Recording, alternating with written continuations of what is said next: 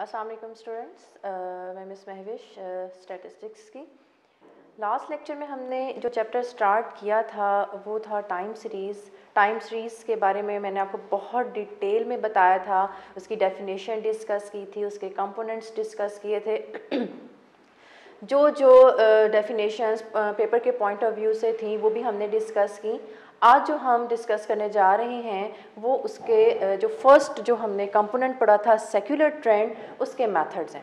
Basically हमने जो last lecture में पढ़ा, सबसे पहले मैंने जो टाइम सीरीज़ की डेफिनेशन थी वो मैंने बताई, उसके डाटा को कैसे डील करना है वो मैंने बताया, साथ ही हमने उसके कंपोनेंट्स जो थे वो डिस्कस किए थे। बेसिकली 4 कंपोनेंट्स हमने डिस्कस किए थे: secular, seasonal, cyclical and irregular variations.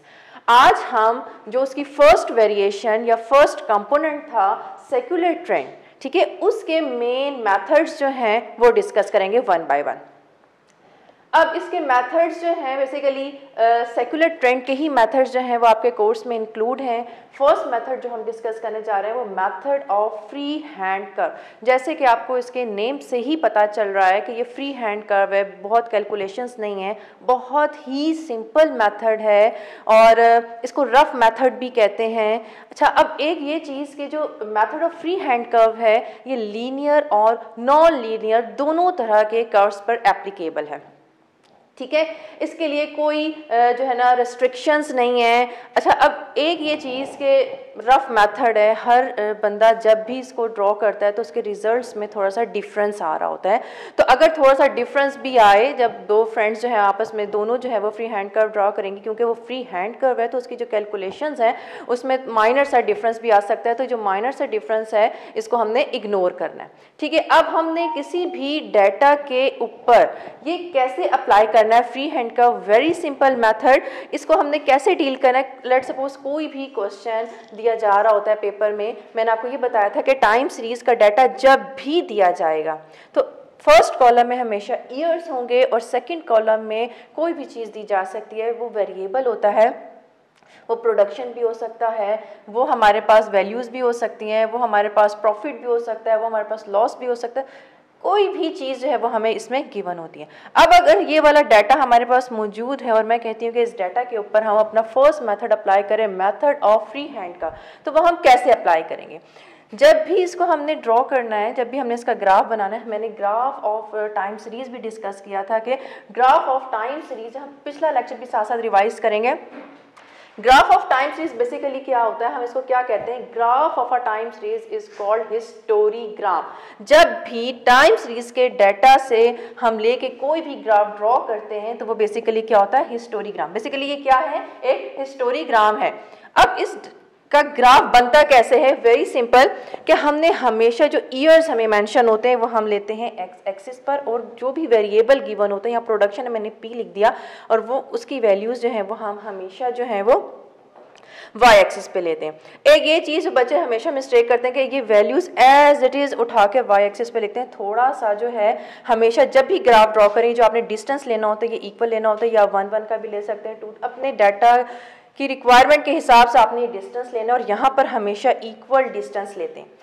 अब सबसे पहले ये कि हिस्टोरीग्राम ड्रॉ कैसे करते हैं, मैंने लास्ट लेक्चर में भी बताया था कि हिस्टोरीग्राम को ड्रॉ करने का क्या मेथड है कि किसी भी जब कोई भी ईयर है उसके जो पैरेलल जो भी उसकी वैल्यू होती है उसके अकॉर्डिंग आपने क्या करना है, एक डॉट लगा लेना, ठीक है। जैसे 1981 से 82 की जो फर्स्ट वैल्यू वो 8.6 और मैंने 8.6 पर एक डॉट लगा लिया। इसी तरह नेक्स्ट जो वैल्यू वो 8.9 है, फिर थर्ड वैल्यू 7.6, इस तरह से सबसे पहले मैंने डॉट्स लगाने और एट द एंड मैं जब इन डॉट्स को ज्वाइन कर दूंगी तो ये मेरे पास एक हिस्टोरीग्राम बन जाएगा। अब ये तो सिर्फ मैंने एक अभी ग्राफ बनाया है हिस्टोरीग्राम का। फ्री हैंड कर्व कैसे ड्रॉ करना है ये आप लोग देख लें।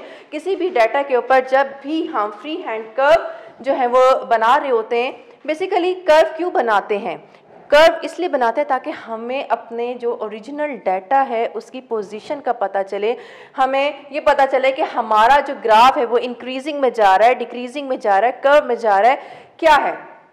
फ्री हैंड कर्व ड्रॉ करने का मेथड कोई मुश्किल नहीं है। इजीली हमने इसी ओरिजिनल डाटा के ऊपर, जब भी हमने फ्री हैंड कर्व ड्रॉ करना है वो हमेशा हमने इस डाटा के ऊपर अप्लाई करना है। और इस डाटा पर अप्लाई कैसे करना है कि हमने एक स्मूथ सी लाइन, इस ग्राफ को देख के लग रहा है कि आहिस्ता आहिस्ता वैल्यूज़ जो हैं वो इंक्रीज़ की तरफ जा रही हैं, ठीक है। तो हमने जो अपना ग्राफ जो है वो ड्रॉ करना है वो इस तरह से करना है। सिंपली हमने एक स्मूथ लाइन जो है वो ड्रॉ कर देनी है अपने ओरिजिनल डाटा के ऊपर, लाइक दिस, ठीक है। दोबारा से बता रही हूँ कि फ्री हैंड कर्व के लिए सबसे पहले हमें अपने जो ओरिजिनल डाटा है उसको ड्रॉ करना है, और उसके बाद इस डाटा के अंदर से ही एक जो है वो हमने एक स्मूथ लाइन ड्रॉ करनी है जो कि हमारे कर्व की, हमारे डाटा की जनरल डायरेक्शन को शो करेगा कि हमारा डाटा इंक्रीज हो रहा है, डिक्रीज हो रहा है, क्या हो रहा है, ठीक है। ये फ्री हैंड कर्व। इसके बाद अगर वो ये कहता है, बेसिकली क्वेश्चन आता नहीं है लेकिन साथ ही मैं आपको एक्सप्लेन करना चाहूँ, अगर वो कहता है कि इसकी ट्रेंड लाइंस भी, एक तो ओरिजिनल डाटा ड्रॉ किया और एक मैंने एक smooth line free hand curve draw किया और उसको मैंने ए बी का नाम दे दिया, ठीक है। जब मैंने इसे ए बी का नाम दे दिया तो अब मैं इसकी न्यू वैल्यूज़, जो इस फ्री हैंड कर्व की न्यू वैल्यूज़ को जब मैं सॉर्ट आउट करूँगी तो वो किस तरह से करना है, यहाँ पर और इस तरह से। जो इसकी फर्स्ट लाइन आएगी ट्रेंड लाइन, वो क्या आएगी, अप्रॉक्सीमेटली 8, ठीक है। इसी तरह आपने क्या करना है कि ट्रेंड लाइंस को सॉर्ट आउट करते चले जाना है। नेक्स्ट आपकी ट्रेंड लाइन क्या बनेगी, ट्रेंड लाइन की वैल्यू ये वाली। जब आप इसको अपने ग्राफ पे ड्रॉ करेंगे तो इजीली जो है वो ये तकरीबन 8.3 या 8.4 के इक्वल आ रही है, और जो फर्स्ट है वो तकरीबन 8 के इक्वल आ रही है। इसी तरह आपने क्या करना है कि सारी ट्रेंड वैल्यूज़, अच्छा वैसे अगर हम नेक्स्ट मेथड की तरफ जाएंगे तो ट्रेंड वैल्यूज़ को फाइंड आउट करने के लिए हम कोई ना कोई फार्मूला अप्लाई करेंगे, कोई ना कोई मेथड अप्लाई करेंगे, लेकिन क्योंकि फ्री हैंड कर्व जो है वो एक रफ मेथड है तो रफ मेथड से हमने ट्रेंड वैल्यूज़ कैसे निकालनी है, दोबारा से पूरा रिवाइज करती हूँ कि सबसे पहले जो भी आपको डाटा गिवन है आपने उस ओरिजिनल डाटा का ग्राफ बना लेना है फर्स्ट। उसके बाद आपने क्या करना है, एक स्मूथ लाइन जो है जिसे हम फ्री हैंड कर्व कहते हैं वो ड्रॉ करनी है, और इसको ड्रॉ करने के बाद इसकी अगर ट्रेंड वैल्यूज़, अगर वो क्वेश्चन में डिमांड कर लेता है कि फ्री हैंड कर्व तो फाइंड आउट करें लेकिन साथ इसकी ट्रेंड वैल्यूज़ को भी फाइंड आउट करें, तो आपने न्यू वैल्यूज़ के ये कहाँ किस ईयर में ये कहाँ पर लाई कर रहा है, इस तरह से आपने यहाँ से ये फर्स्ट आ जाएगी, ये सेकेंड और ये थर्ड ट्रेंड लाइन आ जाएगी, ठीक है। ये था हमारा first method of free hand curve. अच्छा, अब सबसे पहले भी मैंने फर्स्ट लेक्चर में भी आपको ये बताया था कि जो भी मैं पढ़ा रही हूँ एटलीस्ट आपने उसको अपने नोटबुक में लाजमी याद करके लिखना है। तो और साथ साथ ये जो चीज़ें मैं डिस्कस, बेसिकली आज मैं एग्जांपल्स डिस्कस कर रही हूँ, ठीक है। तो इन एग्जाम्पल को जब भी ये लेक्चर आप सुने या देखें, जो भी करें, तो आपने साथ में अपनी बुक को भी रखना है, अपने रजिस्टर्स को भी रखना है, कैलकुलेटर्स को भी रखना है, और साथ साथ जैसे जैसे मैं बता रही हूँ वैसे वैसे उस चीज़ को ड्रॉ भी करना है। जैसे आप अपनी क्लास में जब मैं कोई भी चीज़ बोर्ड पर लेक्चर के दौरान लिख रही होती हूँ या बना रही होती हूँ तो आप अपने रजिस्टर्स के ऊपर इसको कॉपी कर रहे होते हैं। तो आपसे अभी भी यही रिक्वेस्ट है कि जो चीज़ मैं आपको पढ़ा रही हूँ, बता रही हूँ, साथ साथ आप उसको नोट करें और आप इसको समझें, और साथ साथ से रिलेटेड जो एक्सरसाइज के क्वेश्चंस हैं वो भी आप लोगों ने करने, ठीक है। हमारा फर्स्ट मेथड जो था, method of free hand curve जो है वो कंप्लीट हो गया। अब सेकंड मेथड है method of semi average. Semi average जैसे नाम से पता चल रहा है, सेमी, जब भी हम अपने डाटा को 2 इक्वल पार्ट्स में डिवाइड कर लेते हैं और फिर ट्रेंड वैल्यूज निकालते हैं तो वो हमारे पास क्या होता है, method of semi average. Method of semi average में दो तरह की वैल्यूज होंगी, इसमें इवन और ऑड दो चीज़ें होंगी। जब हमारे पास इवन डाटा होता है, ठीक है, तो हम उस डाटा को 2 इक्वल पार्ट्स में डिवाइड कर लेते हैं। लेट्स सपोज अगर मेरे पास 8 ईयर्स हैं तो मैं क्या करूँगी, उसको 4 के दो जो है वो ग्रुप्स बना लूँगी। इसी तरह अगर मेरे पास 10 वैल्यूज़ हैं तो मैं क्या करूँगी, 5 के 2 इक्वल ग्रुप्स बना लूँगी। मसला कहाँ आता है, जब मेरे पास ऑड वैल्यूज़ आ जाती हैं, जब मैं इक्वल ग्रुप्स नहीं बनाती हूँ। तो ये दो ही मेथड हम लोगों ने सेमी एवरेज में डिस्कस करना है कि जब हमारे पास डाटा इवन हो और जब हमारे पास डाटा जो है वो ऑड हो। जब हमारे पास डाटा इवन होता है, सेमी एवरेज का क्या मेथड है कि हमने क्या करना है, जैसे अभी देखिए मेरे पास जो डाटा इसको काउंट करते हैं 1 2 3 4 5 6 7 8 9 10। अच्छा, अब मैंने सबसे पहले अपने डाटा को काउंट किया और ये देखा कि मेरा डाटा जो है वो इवन है या ऑड है। अब ये मेरे पास जो डाटा जो हम एग्जांपल डिस्कस कर रहे हैं वो क्या है, मेरे पास एक इवन डाटा है। अब मेरे पास टोटल नंबर ऑफ वैल्यूज कितनी है, 10। अब मैं क्या करूँगी कि मैं 5 वैल्यूज़ के जो मैंने बनाए हुए 5 वैल्यूज़ के 2 groups, equal groups semi average में हमेशा आपने जिस चीज़ का ध्यान रखना है कि आपने हमेशा इक्वल नंबर ऑफ ग्रुप्स बनाने हैं। अगर एक ग्रुप में 5 वैल्यूज़ हैं तो दूसरे ग्रुप में भी 5 ही वैल्यूज़ होनी चाहिए, ठीक है। अब सबसे पहले तो आपने ये अपने डाटा को 2 इक्वल पार्ट्स में, फर्स्ट ही कॉलम में जो कि वैल्यूज़ का था, वेरिएबल का कॉलम था, आपने क्या किया उसमें जो है वो अपने 2 ग्रुप्स बना लिए। अब उसके बाद हमने क्या करना है, उसके बाद हमने जो कॉलम इंट्रोड्यूस करवाना है वो है semi total. Semi total means के हमने जो ग्रुपिंग की है वैल्यूज़ की, अब हमने क्या करना है उसके टोटल्स भी करने हैं। आप क्या करेंगे, जो 5 वैल्यूज़ हैं इनको ऐड कर लेंगी, ये जो 5 वैल्यूज़ हैं इनको भी आप ऐड कर लेंगी। ऐड करना तो मुश्किल चीज़ नहीं है, कैलकुलेटर उठाएंगे और जल्दी से आप जो है वैल्यूज़ को काउंट करके ऐड करके लिख देंगे, लेकिन लिखनी कहाँ है ये वैल्यू। अब बेसिकली ये तो 5 का टोटल है। हमेशा जब भी आप ग्रुप ऑफ वैल्यूज़ को ऐड करें तो आपने क्या करना है, हमेशा मिडल मोस्ट वैल्यू के सामने जो है वो अपनी जो एग्रीगेट आता है, जो आपका 5 वैल्यूज़ की एडिशन का सम आता है फाइनली, तो आपने हमेशा मिड में लिखना। अब इन 5 वैल्यूज़ की मिड वैल्यू कौन सी है, 38.1। आपने कहाँ मेंशन करना है 161.6 को, हमेशा मिड में। इसी तरह नेक्स्ट 5 वैल्यूज़ को आप ऐड करेंगे और उसकी जो एडिशन है वो आप क्या लिखेंगे, मिडल वैल्यू में। मिड में थर्ड वैल्यू मौजूद है, आप इसके सामने जो है वो इसका टोटल मेंशन कर देंगे, तो हमारे पास सेमी टोटल का थर्ड कॉलम जो है वो जनरेट हो जाएगा। इसी तरह जब हम फोर्थ कॉलम की तरफ आते हैं, फोर्थ कॉलम में हमने क्या करना है कि हमने फोर्थ कॉलम को जो नेम देना है वो हमारे पास आता है सेमी एवरेज। एवरेज लेनी है 5 वैल्यूज का टोटल, देन डिवाइडेड बाय 5 करेंगे। आपको पता है कि एवरेज कैसे लेते हैं, sum of values then divided by number of values. तो हम क्या करेंगे, सम ऑफ वैल्यूज तो हो गया, पर हम क्या करेंगे, divide by number of values. तो टोटल नंबर ऑफ वैल्यूज कितनी है, 5। तो हम इस सम को किस पे डिवाइड करेंगे, 5 पे। हम 5 पर क्यों डिवाइड करें, क्योंकि ये जो टोटल था ये कितनी वैल्यूज का था, ये 5 वैल्यूज का था, दैट्स व्हाई हमने इसको 5 पे डिवाइड किया और मेरे पास वैल्यू आ गई 32.32।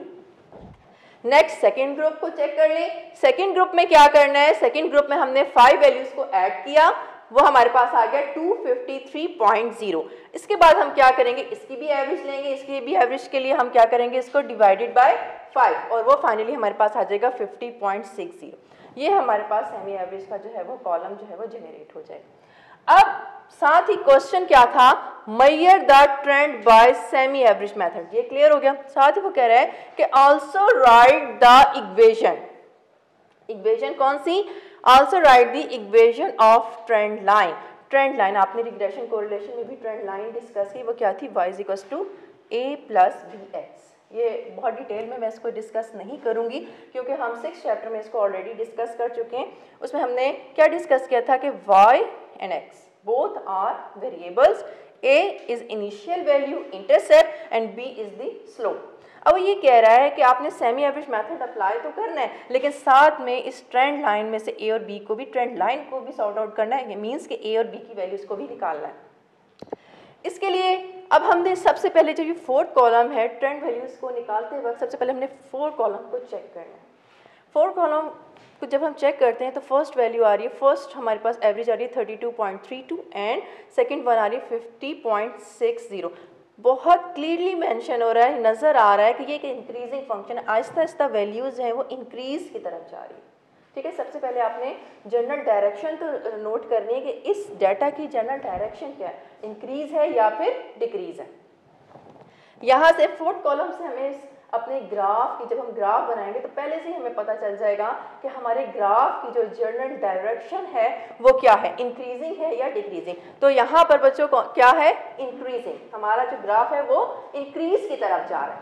ठीक है, जब हमारा ग्राफ इंक्रीज की तरफ जाएगा तो उसके लिए थोड़ा सा ट्रेंड वैल्यूज़ निकालनी है। ट्रेंड वैल्यूज़ निकालने का क्या मेथड है, सबसे पहले मैं आपको बता दूँ, आपने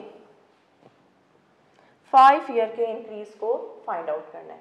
5 ईयर के इंक्रीज को फाइंड आउट करने के लिए जो सेमी एवरेजेस है ना, एवरेजेस की 2 वैल्यूज आ रही हैं, एक 50.60 और एक 32.32। आपने क्या करना है, इनका डिफरेंस ले लेना है हमेशा इस तरह, बड़ी वाली वैल्यू हमेशा पहले लिखनी है और स्मॉल वैल्यू जो है वो आपने जो है वो बाद में लिखनी है। इन दोनों का डिफरेंस लेंगे तो वो हमारे पास आ गया 18.28। ट्रेंड वैल्यूज़ को फाइंड आउट करने के लिए सबसे पहले आपने क्या करना है, एवरेजेस का क्या लेना है, डिफरेंस लेना है, और लार्जेस्ट वैल्यू पहले लिखनी है ताकि हमारे पास नेगेटिव ना आए, ठीक है, और स्मॉलेस्ट वैल्यू आपने बाद में लिखनी है। बार बार कह रही हूँ कि जब भी डिफरेंस लेंगे तो लार्जेस्ट वैल्यू आपने पहले लिखनी है और स्मॉलेस्ट वैल्यू आपने जो है वो बाद में। चलिए फर्स्ट स्टेप तो हमारा कंप्लीट हो गया कि हमने इसका डिफरेंस जो है वो ले लिया।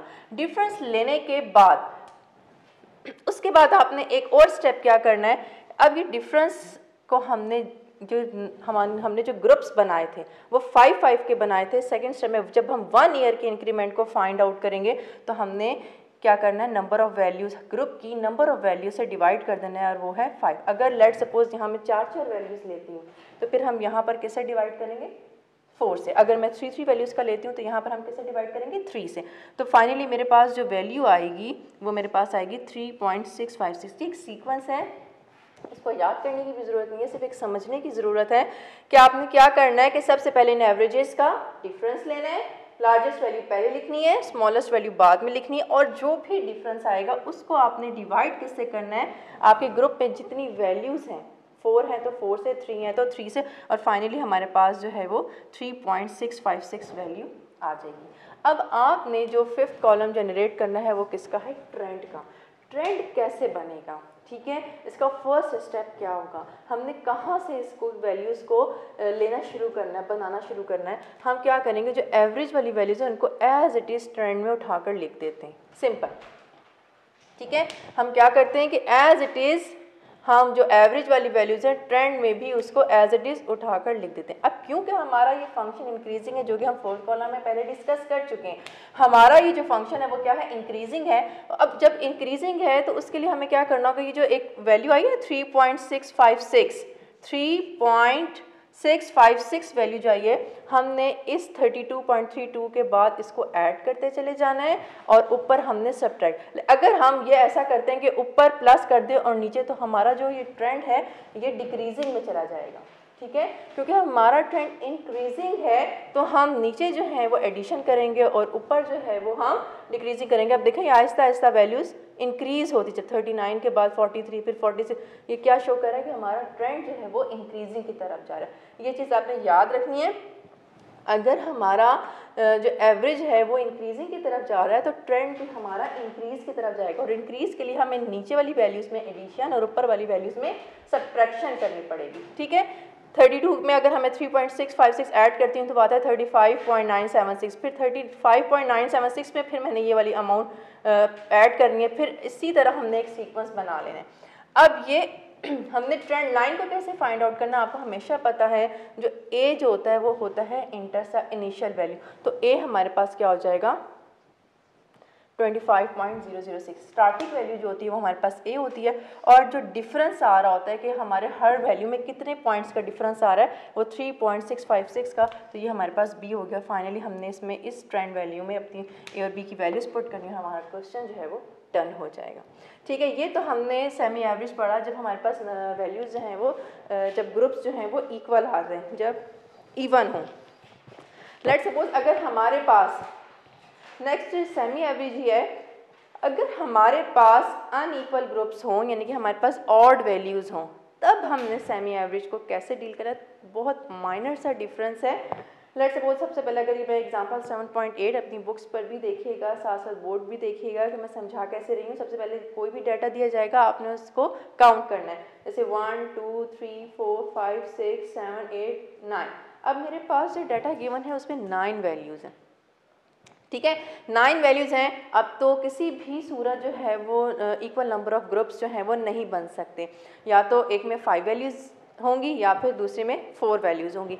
लेकिन क्योंकि सेमी एवरेज है, इसमें हमने ग्रुपिंग हमेशा इक्वल नंबर्स में करनी है, तो मैं क्या करूँगी, ये जो दरमियान वाली वैल्यू है 15, इसको मैं ग्रुप से निकाल दूँगी, ठीक है। फर्स्ट स्टेप इसका क्या है कि जो मिडल वैल्यू है इसको हम छोड़ देंगे और 4 के इक्वल ग्रुप्स, स्टार्टिंग की 4 एंड लास्ट 4 लेके दरमियान वाली वैल्यू को हम क्या कर देंगे, स्किप कर देंगे। फर्स्ट स्टेप इसका यही है, ठीक है। क्या करना है, दोबारा से रिवाइज करा देती हूँ। क्या आपने सेमी एवरेज में ग्रुपिंग हमेशा इक्वल नंबर्स पर करनी है, स्टार्ट के 4 ले लें, लास्ट के 4 ले लें और दरमियान वाली वैल्यू को आप ओमिट कर दें। उसके बाद आपने क्या करना है, वही स्टेप जो हमने इधर किया था, जब 5-5 की ग्रुपिंग की थी तो हमने टोटल भी 5-5 का किया था, तो यहाँ पर भी आपने करना है 4 वैल्यूज़ का सम करना है। जैसे इन 4 वैल्यूज़ का सम आ गया 44, इन 4 वैल्यूज़ का सम आ गया 84। अब मसला ये है कि आपने इस 44 को किसके सामने लिखना है। अब यहाँ तो मिड में कोई भी एक सिंगल वैल्यू नहीं बच रही, या मिड में तो 10 और 12 2 वैल्यूज़ आ रही हैं, तो आप क्या करेंगे, इसको लिखने का क्या मेथड है कि आप 2005 और 2006 के दरमियान में 44 को लिखेंगे, क्योंकि हमेशा जब भी टोटल लिखना है वो दरमियान में लिखना है, मिडल वैल्यू में, क्योंकि यहाँ पर मिड में कोई भी वैल्यू नहीं आ रही है, तो हम क्या करेंगे, इन 2 ईयर्स के दरमियान में 44 को मेंशन करेंगे। और इसी तरह यहाँ पर भी हमारे पास कोई भी एक सिंगल वैल्यू मिड में नहीं आ रही है, 2 वैल्यूज़ आ रही है, जब भी 2 वैल्यूज़ आए तो हम क्या करेंगे, इसको 2010 और 2011 के दरमियान में लिखेंगे, वो है 84। अब सबसे पहले ये चीज़ हमने टोटल बना ली, उसके बाद हम एवरेज लेंगे। ये 4 वैल्यूज़ का सम था, तो हम क्या करेंगे, डिवाइडेड बाय 4, तो ये 11 आ गया, और यहाँ पर भी डिवाइड बाय 4 करेंगे तो 21। यहाँ से एवरेज हम इजीली सॉर्ट आउट कर लेंगे। उसके बाद फिर हमने वही चीज़ चेक करनी है कि हमारी जो ट्रेंड लाइन है वो इंक्रीजिंग की तरफ जानी चाहिए या डिक्रीजिंग की तरफ। तो यहाँ से भी मुझे लग रहा है कि 11 के बाद 21 है, तो ये भी एक इंक्रीजिंग फंक्शन है, ठीक है, इंक्रीजिंग फंक्शन है।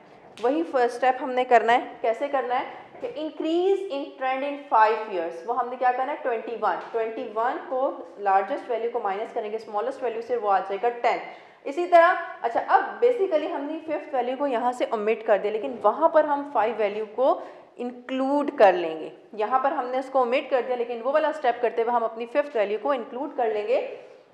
मीन्स के सबसे पहले लिखेंगे increase in trend in 5 years, increase in trend in 4 years नहीं लिखना, हमने क्या लिखना है, 5 ईयर्स, और 21 माइनस 11 आ जाएगा हमारे पास 10। इसी तरह जब नेक्स्ट करेंगे increase in trend in 1 year, हमने 1 ईयर का भी निकाला था, तो हमने यहाँ पर क्या किया था कि हमने यहाँ पर जितने ग्रुप के अंदर वैल्यूज थे उस पर डिवाइड किया था, लेकिन यहाँ हम क्या करेंगे कि जो हमने, वैसे तो ग्रुप में 4 वैल्यूज़ हैं, लेकिन 5th वैल्यू हमने जो थी वो इसमें से निकाल दी थी, तो हम डिवाइड किससे करेंगे, 5th वैल्यू से, 5 वैल्यू से, 5 से ही हमने इसको जो है वो डिवाइड करना है।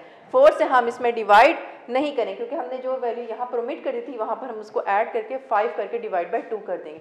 अब वहाँ पर मैंने एक थर्ड स्टेप ये भी किया है कि हाफ ईयर की भी जो है वो उसके भी इंक्रीमेंट को सॉर्ट आउट किया। हाफ ईयर के ट्रेंड को मैंने क्यों निकाला है, क्योंकि हमेशा जब ट्रेंड लाइन होती है ना, उसकी वैल्यूज़ किसी न किसी ईयर के सामने आती हैं।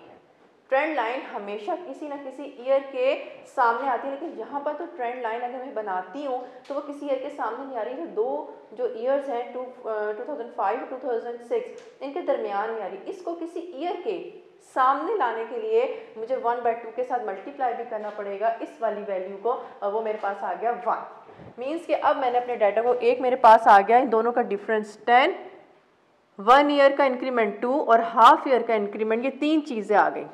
5 ईयर का इंक्रीमेंट 10, 1 ईयर का इंक्रीमेंट 2 एंड हाफ ईयर का जो इंक्रीमेंट है वो 1।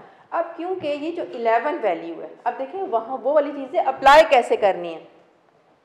अब ये जो 11 है ये 2 ईयर्स के मिड में आ रहा है, इसको 2006 के सामने लाने के लिए हाफ ईयर वाली वैल्यू को ऐड करूँगी। क्या करूँगी मैं, हाफ ईयर वाली वैल्यू को ऐड करूँगी। यहाँ मैं 1 ईयर वाली वैल्यू को क्यों नहीं ऐड करी, क्योंकि ये हाफ ईयर है, क्योंकि ये दरमियान में आ रही है, इसको दरमियान में से किसी भी ईयर के सामने लाने के लिए हाफ ईयर वाली को सुबह जस्ट आपने 1 टाइम ऐड करना है, और उसके बाद जो भी, जैसे 12 आ गया, 11 को इसलिए थोड़ा सा यहाँ पर हमने क्या किया था, एज इट इज़ इसके सामने लिख दिया था, लेकिन यहाँ पर जो भी 11 होगा उसमें हाफ ईयर ऐड करना, और फिर ऑनवर्ड जो है वो आपने जो 1 ईयर वाली वैल्यू 2 उसको ऐड करते चले जाना और ऊपर उसको माइनस करते जाना है, और यहाँ से हमें पता चलेगा कि ये भी एक इंक्रीजिंग फंक्शन है। एक ही स्टेप है जो आपको याद रखना है, सबसे पहले इनका डिफरेंस लेना है, फिर आपने 1 ईयर के लिए इंक्रीमेंट निकालना है, फिर आपने हाफ ईयर के लिए इंक्रीमेंट निकालना है, और वो जो हाफ ईयर वाला इंक्रीमेंट है वो जस्ट आपने 1 टाइम जो है वो इसमें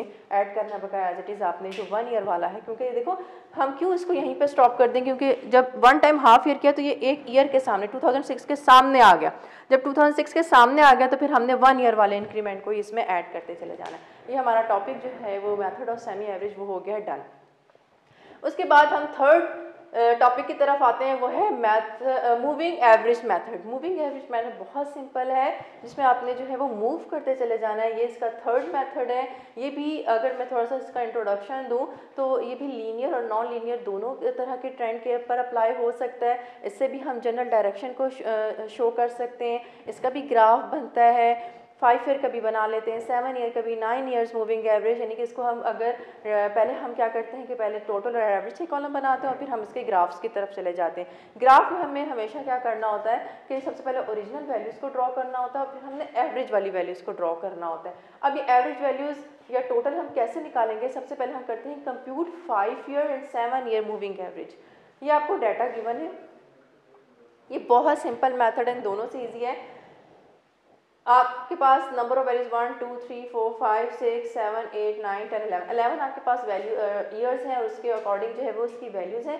सबसे पहले क्वेश्चन की डिमांड क्या है कि आपने 5 ईयर एवरेज निकालनी है। 5 ईयर मूविंग एवरेज निकालने के लिए आपने करना क्या है, 5 ईयर्स का टोटल और फिर उस 2 कॉलम्स बनेंगे, 5 ईयर्स का टोटल और 5 ईयर की उसकी एवरेज।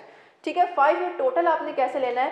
फर्स्ट 5 वैल्यूज़ का टोटल, इनके दरमियान की मिडल वैल्यू आ रही है 6, तो आपने 6 के सामने जो है वो उसका टोटल लिख देना है और डिवाइड, क्योंकि 5 वैल्यूज़ का सम है, डिवाइड बाय 6 करेंगे तो मेरे पास फाइनली उसकी एवरेज भी क्या आ जाएगी, 6।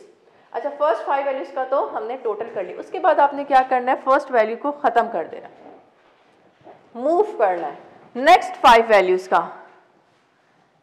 नेक्स्ट 5 वैल्यूज़ का आपने टोटल करना, वो आ गया है 40 और 40 को लिखना क्या है, 1 2 3 4 5 वैल्यूज़ के दरमियान में आ रहा है 8 और 8 के सामने आपने उसका टोटल लिखना है और आप इसको डिवाइड बाय 5 करेंगे तो हमारे पास 8 आ जाएगा। इसी तरह आपने क्या करना है, सेकंड वैल्यू को ओमिट करना है और नेक्स्ट 5 वैल्यूज़ को ऐड करते चले जाना है। दरमियान में आ रहा है 10, उसके सामने हम टोटल लिखेंगे, उसको भी डिवाइड बाय 5 करें, ऑनवर्ड इसी तरह। अच्छा, इस तरह से करने से होता ये है कि हमारी जो फर्स्ट वैल्यू 5 ईयर जब टोटल करते हैं तो फर्स्ट 2 वैल्यूज़ और लास्ट 2 वैल्यूज़ जो हैं वो उस पर कोई भी वैल्यू नहीं आती है तो हमने उसके आगे डैश लगा देना। बेसिकली एमसीक्यू के पॉइंट ऑफ व्यू से अगर देखा जाए तो एमसीक्यू में एक क्वेश्चन आ जाता है कि 5 ईयर मूविंग एवरेज में हम कितनी वैल्यूज़ जो हैं वो स्किप कर देते हैं, कितनी वैल्यूज़ स्किप होती हैं, तो वो आपने काउंट करके लिखनी होती हैं। अगर आपको ये मेथड याद हो तो आप फटाफट इसको जो है थोड़ा सा सॉल्व करके बता देंगे कि 2 वैल्यूज़ जो है वो ऊपर से रिमूव होती हैं और 2 वैल्यूज़ जो है वो डाउनवर्ड से रिमूव हो जाती है। इसी तरह जब हम 7 ईयर टोटल करेंगे तो उसमें भी हमने यही काम करना है कि हमने 7 फर्स्ट 7 ईयर्स का टोटल, 7 ईयर्स का जो टोटल है वो फोर्थ वैल्यू के सामने लिखा जाएगा और डिवाइड बाय 7 करेंगे तो 8 आ जाएगा। फिर फर्स्ट वैल्यू को आप क्या कर देंगे, रिमूव कर देंगे। नेक्स्ट 7 वैल्यूज़ का टोटल और उसकी दरमियान वाली वैल्यू हमारे पास आ रही है 10, उसके बाद आ गया ये 70 और जब हम इसको 7 से डिवाइड करेंगे तो वो हमारे पास आ जाएगा 10। इसी तरह ये दोनों मेथड जो हैं, मेथड ऑफ मूविंग एवरेज बहुत सिंपल सा है कि हमने मूव करते चले जाना है। पहले 5 वैल्यूज़ का सम और उसकी मिड वैल्यू के सामने फिर 7 वैल्यूज़ का सम और 7 वैल्यू का जो सम है वो फोर्थ वैल्यू के सामने लिखा जाएगा।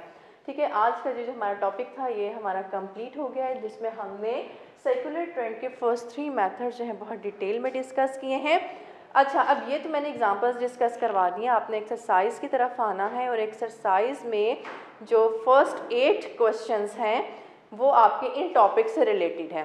ठीक है, वो आपने करना है, लेकिन एक्सरसाइज में कुछ क्वेश्चंस ऐसे भी हैं जो कि डिक्रीजिंग में, ठीक है, वो भी हम डिस्कस कर लेंगे।